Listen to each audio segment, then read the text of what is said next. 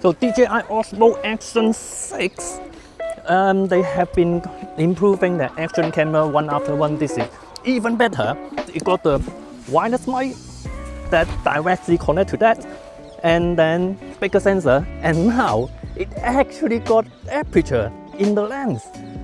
First ever for any action camera. So just why do you need aperture for action camera? This video is sponsored by UGREEN. Lovely weather, lovely UK weather. I'm serious, it's really easy for filming. The light doesn't change, white balance doesn't change. Perfect.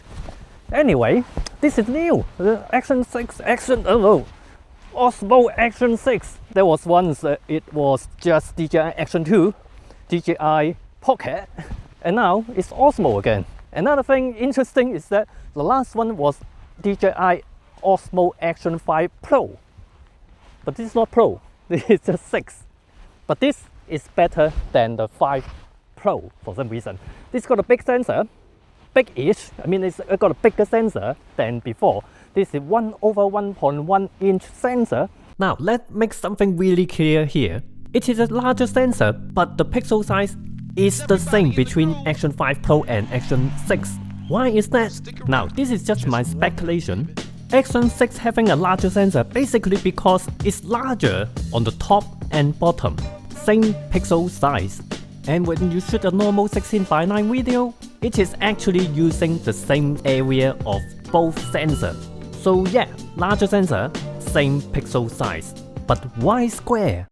I love my Panasonic camera that they have open gate. You can shoot at 4:3 aspect ratio, use the whole sensor, and then you can crop to whatever aspect ratio later. But this is square, even better for cropping to different aspect ratio. So this is 4K. You can crop it to normal 4K 16:9. You can also crop it vertical 16:9.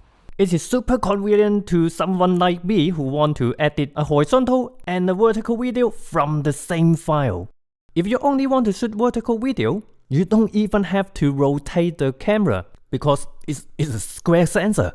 And then of course, this is the first ever action camera with aperture inside. Quite an achievement. I mean, it's so small, it got the aperture there.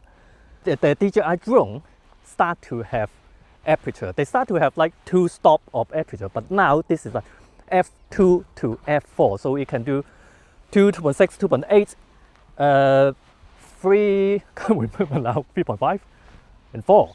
Actually, something funny happened is that the latest firmware actually limited the aperture that you can choose.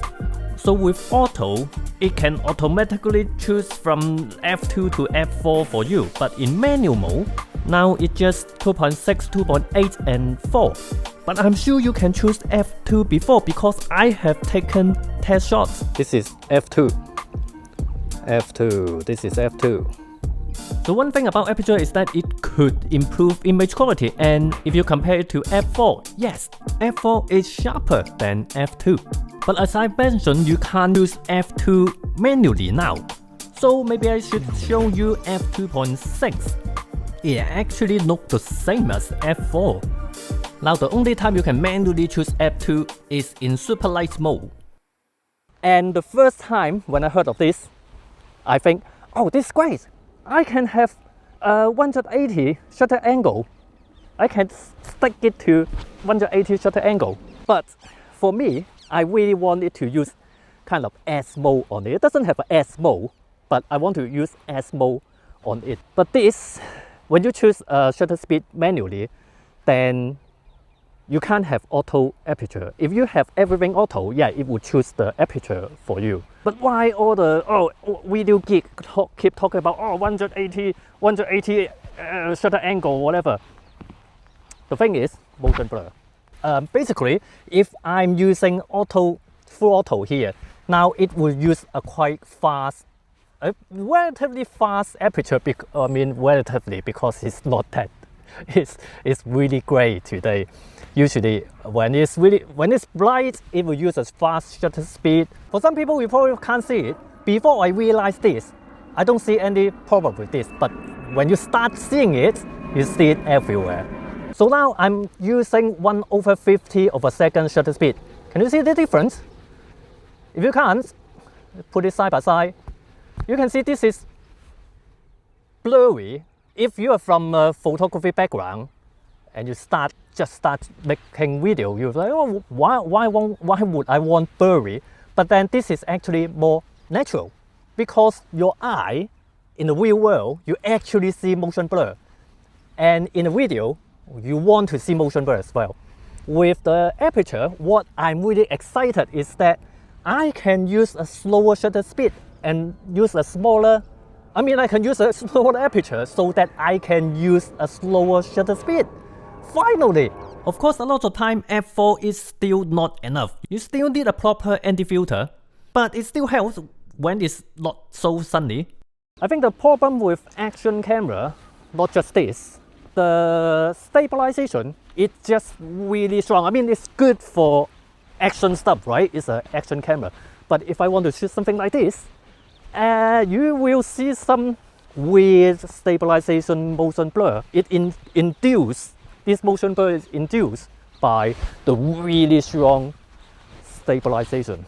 If I turn the camera a little bit, you're like, oh, what's wrong with that? I'm feeling a bit dizzy. Yeah, so even though with that aperture, it means that I can use slower shutter speed, but with that really strong stabilization, I still can't use slower shutter speed. Probably even more obvious is that if I take away the handle, if I just holding it like this, then it would have even more motion blur because it is more shaky. Because this would be really nice if I can just hold this little camera for vlogging. That would be great. Of course you can do that with full auto, with a higher shutter speed, then you won't have this kind of weird motion blur. But yeah, it may be just me. I want everything. I want it small, I want the aperture, and then I want to use slower shutter speed as well. So. But for when you don't need stabilization at all, like this, the stabilization is off, then you can actually get some slower shutter speed footage with natural motion blur. Oh hey, by the way, do you get tired of paying for cloud storage? Maybe you are interested in this. From the people who brought you the 4Bay DXP 4800 Plus I showed you last time. Oh, look at how cute this is. Right, this video is sponsored by UGREEN to show you these two hard disks last up to maximum 60 TB of storage, perfect for first-time NAS buyer who want their personal cloud storage. It's super easy to set up. Just tap with NFC on your phone and just go step by step. It do have a full feature OS, but for most people, just set it up on your phone, it's going to be more than enough. Share files on your own cloud storage, much more cost effective than paying Google. And there's no need to wait for uploading to Google, you just copy a file to your own NAS with Gigabit Ethernet. Auto-upload photos and video from your phone and free up space. Then access all of your photos and video just like iCloud and Google Photo with AI Smart Recognition. All your family members can have their own account with shared family folder and each of their own folders. And how about wirelessly back up everyone's laptop with native Apple Time Machine support? It is also extremely quiet, only takes up to 50.4 watts maximum. Most of the time it just uses the same amount of power as your modem and Wi-Fi router. Now look for the links in the description down below to get Black Friday 20% off until 1st of December. So I've mentioned f2.6 looks the same as f4 in image quality, so what's the aperture good for then? Other than sometime when you don't need stabilization and it's not too bright, so you can use f4, so you can use a slower shutter speed. I'm sure this means all the time. But when you select f4, it's that starburst. Yeah, you can get it if you're into this really specific thing. But maybe the most useful thing is that it actually lowers the minimum focusing distance. So let's look at the camera body for a little bit. Not too much to talk about, a little bit thing to talk about. Yeah, it used the same battery as the Action 5 Pro and the Osmo 360, which is great. You can use the same battery, and they have this charging case, like really nice. You can put 3 battery in it. It's basically the same as before. And then you can put SD card, micro SD card on top of it. It's just really awkward to take out. Talk about SD card, micro SD card. You don't actually have to use micro SD card. Another great thing about DJI product is that a lot of them have internal storage. This has 50 gigabyte that you can use. So this is great. 50 gigabyte is actually really great for normal stuff. Lens cover, you can just unscrew it. So if you broke this, you can easily replace this. And they sell anti-filter, and then they have macro lens, and it actually detects that you have put on a macro lens and warns you that you can't use the macro lens underwater. Now, of course, one good thing is that the screen in front is actually touch screen. It actually only active one of them at the same time. So now is the back is active, and then the front is actually locked. But you can simply just unlock this and then just control everything from here.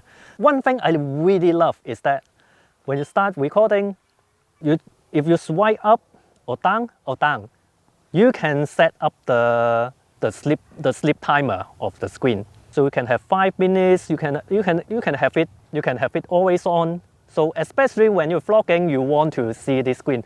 But if you are shooting, for example, if you're shooting when you're riding a bike, when you mount it on a car or something, you don't have to look at the screen. Well, I mean, you can't look at the screen when it is on your forehead or something. So you can quickly set it to like 15 seconds.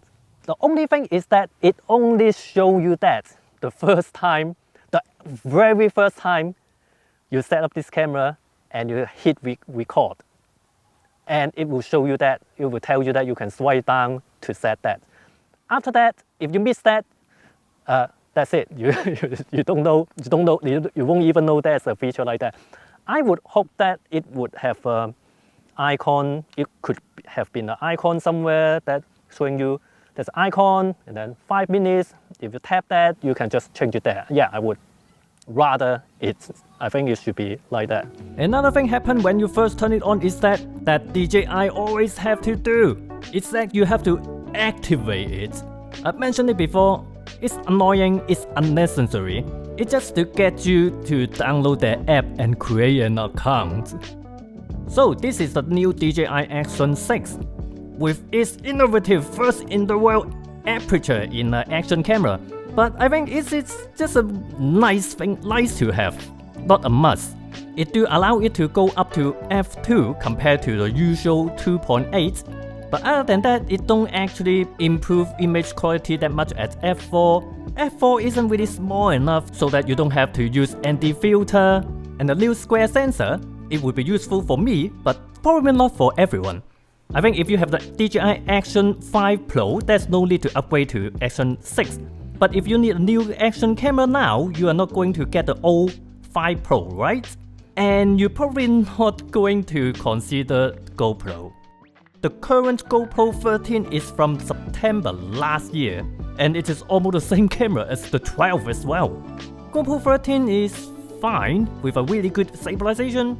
It actually do 5.3K, which DJI still stuck at 4K. But other than that, DJI do much better image quality, especially at low light. And I'm talking about the last year Action 5 Pro. So that's it. What do you think? Leave your comment below. And check out the Black Friday promotion for UGREEN NAS with the links in the description down below.